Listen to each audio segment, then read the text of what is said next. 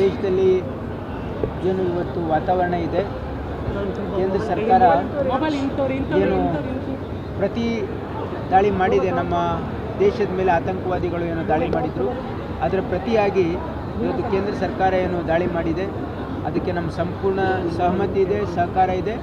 ಮತ್ತು ದೇಶದ ಭದ್ರತೆ ವಿಷಯ ಬಂದಾಗ ನಾವೆಲ್ಲರೂ ಪಕ್ಷಭೇದ ಮರೆತು ಪ್ರಧಾನಮಂತ್ರಿಗಳ ಜೊತೆ ಮತ್ತು ದೇಶದ ಜೊತೆ ಕೇಂದ್ರ ಸರ್ಕಾರ ಜೊತೆ ನಾವಿದ್ದೀವಿ ಅಂತಕ್ಕಂಥ ಸ್ಪಷ್ಟ ಸಂದೇಶ ಕೊಡೋದ್ರ ಮುಖಾಂತರ ಇವತ್ತು ನಾವೇನು ಪ್ರೊಟೆಸ್ಟ್ ರ್ಯಾಲಿಯನ್ನು ಹಮ್ಮಿಕೊಂಡಿದ್ವಿ ಇದನ್ನು ನಾವು ಕ್ಯಾನ್ಸಲ್ ಮಾಡ್ತಾ ಇದ್ದೀವಿ, ರದ್ದುಗೊಳಿಸ್ತಾ ಇದ್ದೀವಿ.